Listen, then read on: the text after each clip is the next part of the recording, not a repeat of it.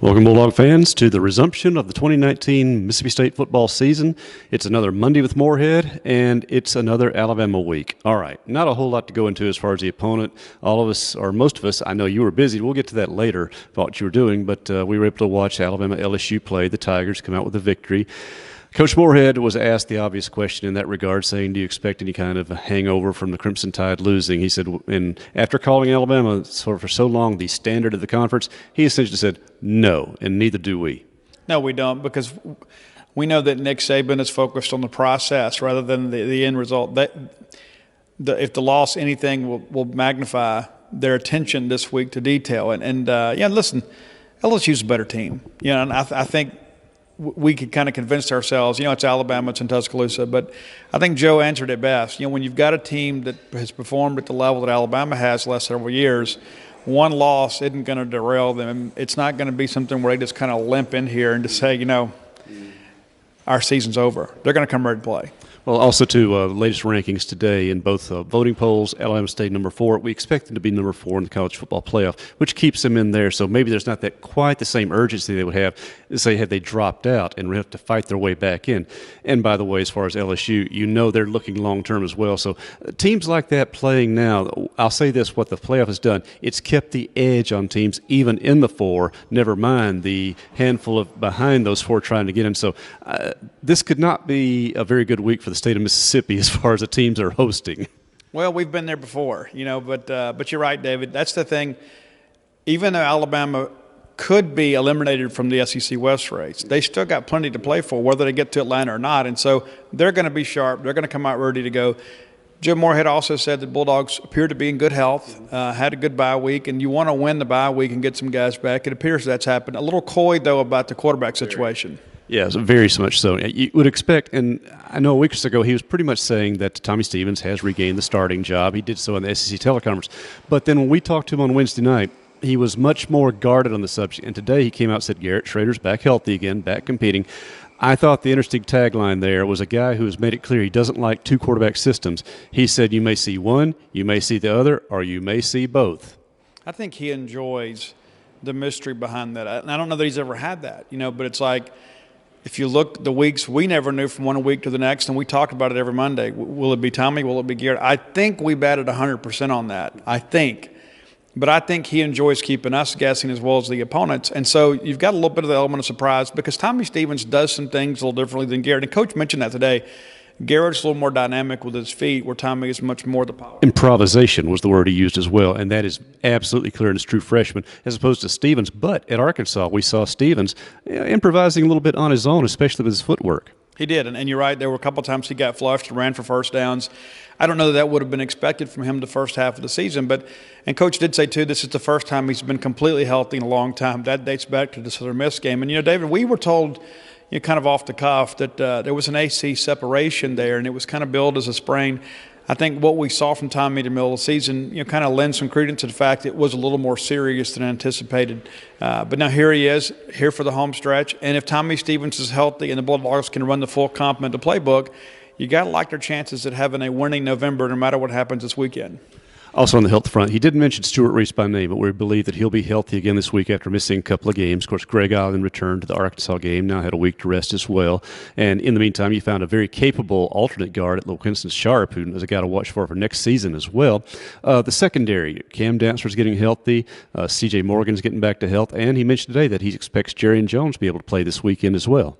It's true. We do expect those guys. And let's go ahead and get it out here, David. We don't expect any of the Tudor Gate 10 to play this weekend or next weekend. We will be full strength for Ole Miss, but you're right.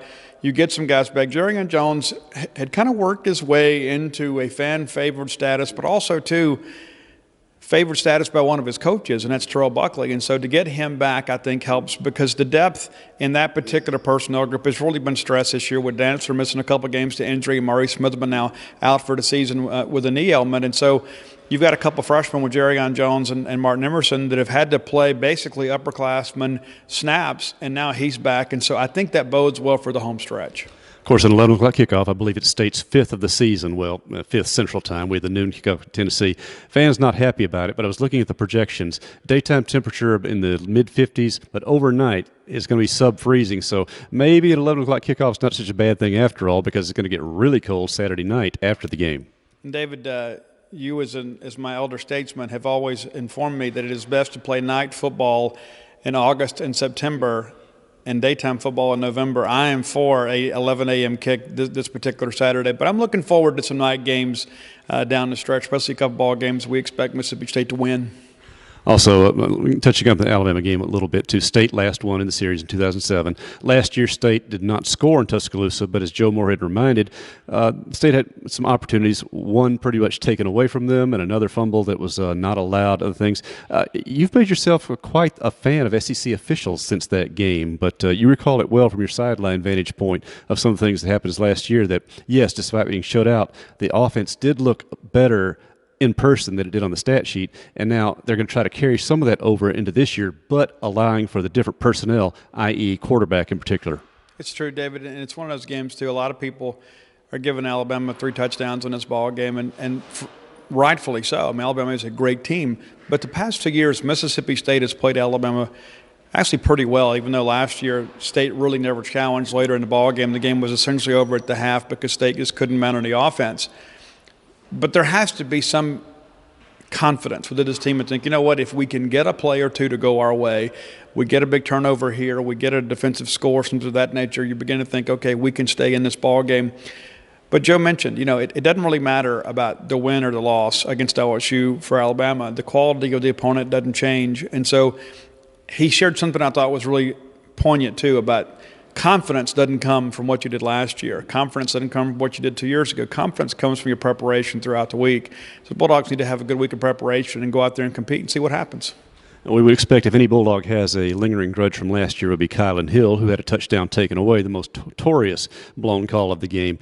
But he still leads the SEC in rushing at 114 yards per game. He's one of 2 1,000-yard rushers so far this season. I believe Raheem Boyd of Arkansas just joined that club in a just pity the guy and the losing cause he had the other day now without his coach, which, of course, that cycle is getting started here as November craziness on the carousel starts spinning.